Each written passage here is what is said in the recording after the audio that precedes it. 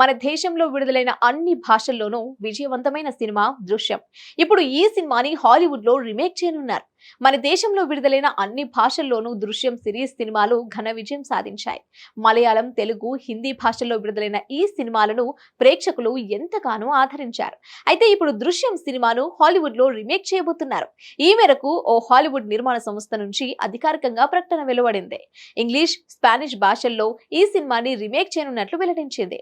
దీంతో హాలీవుడ్ లో రీమేక్ అవుతున్న తొలి భారతీయ చిత్రంగా దృశ్యం సినిమా నిలవనుంది. మొదట మలయాళంలో ఈ సినిమా తెరకెక్కింది. అక్కడ విజయవంతం కావడంతో హిందీలో దృశ్యం పేరుతో, కన్నడలో దశ్య పేరుతో, తమిళ్లో పాపనాశనం పేరుతో, తెలుగులో దృశ్యం పేరుతో రీమేక్ చేసి విడుదల చేస్తారు.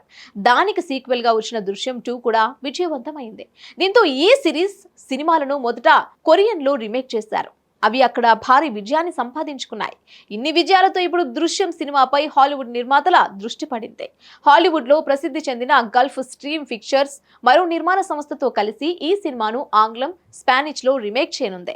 భారతీయ సినిమా నిర్మాణ సంస్థ మనోరమ స్టూడియోస్ నుంచి ఈ చిత్రాల అంతర్జాతీయ రీమేక్ హక్కులను ఆ సంస్థ సొంతం చేసుకుంది. Hit TV presents like, share, comment.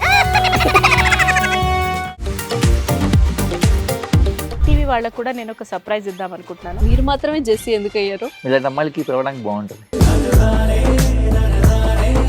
Chandu సాయికి like you and have a జనాలకి ఒక పేరు నచ్చిందంటే దీనికి ఒక ప్రాసెస్ ఉంటుంది. ఎందుకు ప్రాసెస్ డైరెక్ట్‌గా వెళ్ళిపోదాం. ఏదైనా ఒకటి మర్చిపోయినావా నువ్వు? మర్చిపోయినా మేడం. ఏం మర్చిపోయావు? నా గుండె.